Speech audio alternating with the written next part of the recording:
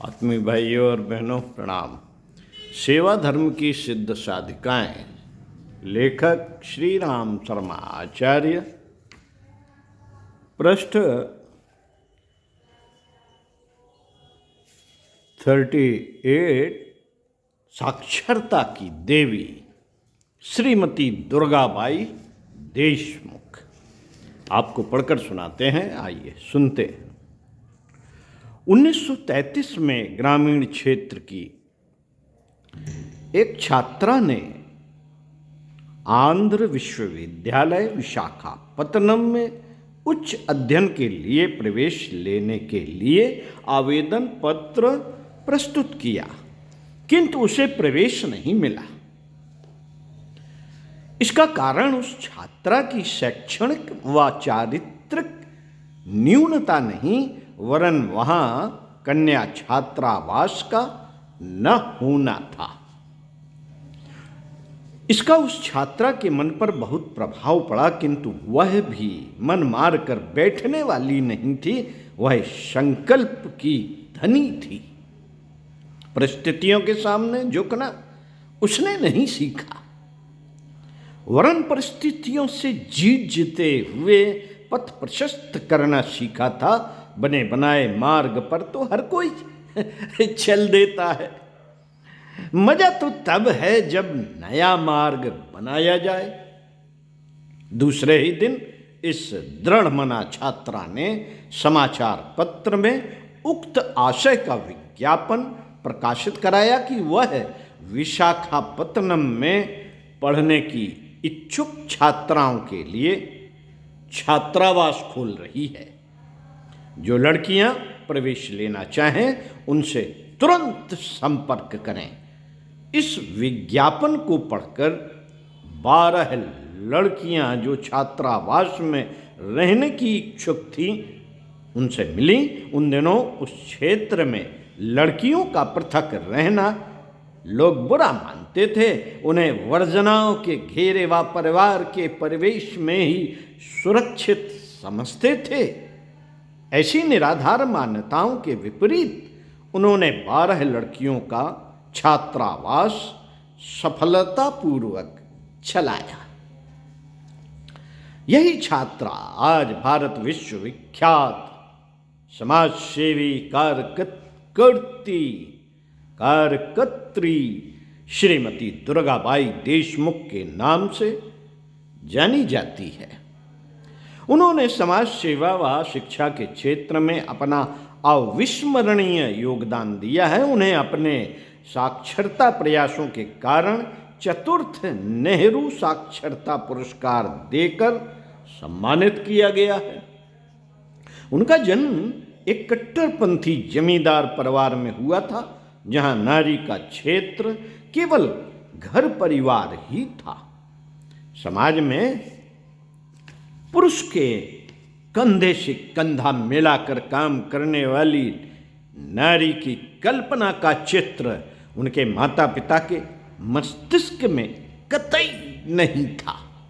ऐसे परिवार में लड़की को शिक्षित करने का प्रयास अभिभावकों की तरफ से होना दुष्कर ही था, किंतु बालपन से ही जिज्ञासु व ज्ञान प्राप्ति के लिए आतुर दुर्गा भला कैसे चुप रहती। वह पढ़ना चाहती थी। जहां चाह वो होती है, जहां चाह होती है वहां राह अपने आप निकल आती है। उन्होंने भी अपने पिता के एक वयोवृद्ध मित्र से हिंदी व अन्य विषय पढ़ने आरंभ कर दिए। जब वे थोड़ी शिक्षित हुई तो उन्हें स्पष्ट दिखने लगा कि बिना शिक्षा पाए नारी जाति की प्रगति संभव नहीं है, और बिना नारी की प्रगति के समाज की प्रगति के स्वप्न देखना निरर्थक है। अतः उन्होंने दूसरी लड़कियों और महिलाओं को पढ़ाना आरंभ कर दिया। पहले कुछ दिनों तो वे यूं ही पढ़ाती रहीं, फिर उन्होंने विधिवत पाठशाला चलानी आरंभ कर दी। पहले तो उनके माता पिता ने आपत्ति उठाई, पर पुत्री ने जब उनकी शंकाओं का समाधान कर दिया तो उन्होंने महिला साक्षरता के महत्व को स्वीकारते हुए उन्हें स्कूल चलाने की आज्ञा दे दी। यही नहीं, उन्होंने आर्थिक सहायता भी दी। इस प्रकार उनका यह स्कूल चल निकला।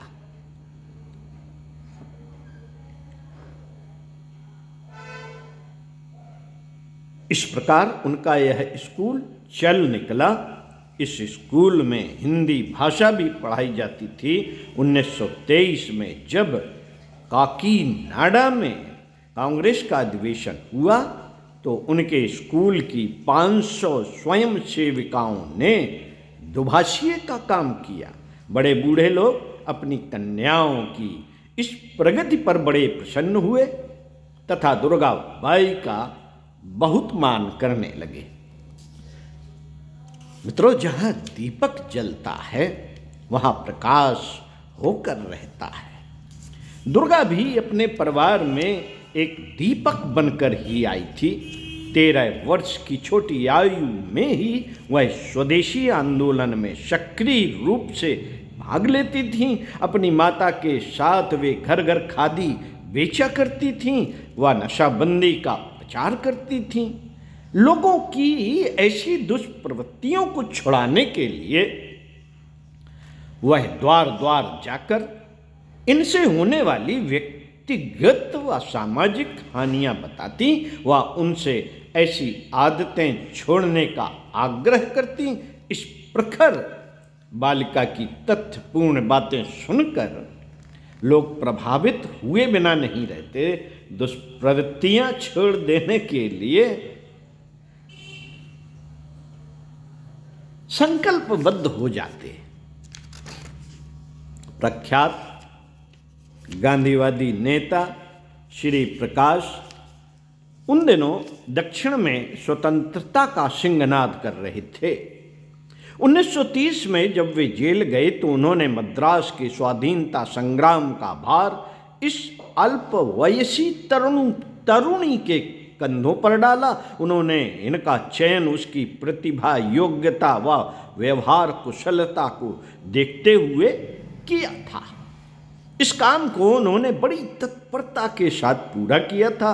नमक सत्याग्रह में भाग लेने के कारण उन्हें 1 वर्ष का कठोर कारावास दिया था। 1 वर्ष तक जेल में रहने पर भी देश प्रेम की उनकी लगन कम नहीं हुई थी, वरन बढ़ी ही थी। वह हिंदुस्तान सेवा दल नामक राष्ट्रीय संगठन की कर्मठ कार्यकर्त्री बनकर मैदान में उतर आई। फिर उन्हें 3 वर्ष तक जेल भोगनी पड़ी। स्वाधीनता संग्राम की सेनानी होने के साथ वे समाज सुधार, विशेषकर नारी शिक्षा के प्रचार प्रसार में पूरा योगदान देती रही। आंध्र महिला सभा की स्थापना उन्हीं के प्रयासों के परिणाम स्वरूप हुई। उन्होंने कई कन्या छात्रावास व महिला छात्रावास उस क्षेत्र में आरंभ किए, जिनमें मालम्मा देवी छात्रावास, चिन्नबंगा विद्या मंदिर आदि प्रमुख हैं। वे अपने व्यक्तित्व का विकास, राष्ट्रीय आंदोलन में सक्रिय सहयोग तथा नारी शिक्षा प्रसार तीनों मोर्चों पर सन्नद्ध रहीं और तीनों पर सफल हुई। 3 वर्ष की जेल काटने के बाद उन्होंने बनारस हिंदू विश्वविद्यालय से स्वाध्यायी छात्रा के रूप में स्नातक परीक्षा व अन्य परीक्षाएं उत्तीर्ण की। तत्पश्चात 1942 में उन्होंने आंध्र विश्वविद्यालय से LLB की परीक्षा उत्तीर्ण की। LLB करके उन्होंने वकालत करना आरंभ कर दिया। वे प्रथम भारतीय महिला वकील थीं जिन्होंने हत्या के मुकदमे की पैरवी की थी। कानून में उनकी गहरी पैठ थी, जिससे उनकी वकालत बड़ी अच्छी चलने लगी। लोग कहते हैं कि महिलाएं वकालत, प्रशासन आदि का काम उतनी अच्छी नहीं कर सकती जितने पुरुष करते हैं, किंतु इस धारणा को उन्होंने निराधार सिद्ध कर दिया। वकालत के क्षेत्र में सफल हो जाने के बाद भी वे इस व्यवसाय में ही नहीं डूब गईं, बचपन में जो लक्ष्य उन्होंने बनाया था उससे विकिंचित मात्र भी इधर उधर नहीं हुई। व्यक्तित्व के विकास के साथ साथ आ जाने वाली क्षमता तथा अभिमान की सहज मानवीय दुर्बलताएं उन्हें ग्रस्त नहीं कर सकी थी। महिला समाज के जागरण के लिए, शिक्षा व साक्षरता के प्रयास के लिए वे उसी पहली की सी स्वयं सेविका की निष्ठा से कार्य करती रही। आप 1946 में भारतीय संविधान सभा की सदस्य मनोनीत हुई। भारतीय संविधान के निर्माण में उनका भी योगदान है। 1950 में जब भारत में गणतंत्रीय शासन पद्धति लागू की गई तो उन्हें योजना आयोग का सदस्य बनाया गया। अपने बढ़ते हुए सम्मान को उन्होंने बढ़ते हुए दायित्व समझकर अपने व्यक्तित्व व व्यवहार को वैसा ही ऊंचा बनाने का प्रयास किया। वे अपने को सदा विद्यार्थी ही मानती रहीं।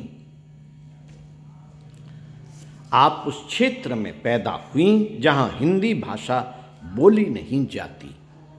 वहां प्रायः हिंदी भाषा के विरुद्ध आंदोलन कराए जाते रहे हैं कुछ स्वार्थी और नासमझ लोगों के द्वारा, किंतु हिंदी के प्रति उनका प्रेम असाधारण ही रहा। बचपन में भी उन्होंने सबसे पहले हिंदी भाषा सीखी। उनके द्वारा स्थापित विद्यालयों में हिंदी को महत्वपूर्ण स्थान मिला। वे राष्ट्रीय एकता व सम्मान के लिए हिंदी के प्रचार प्रसार को अनिवार्य मानती रही। यह उनके गहन चिंतन व विवेकशीलता का परिचायक है। मित्रों, उनका विवाह भूतपूर्व केंद्रीय वित्त मंत्री श्री डी देशमुख के साथ हुआ।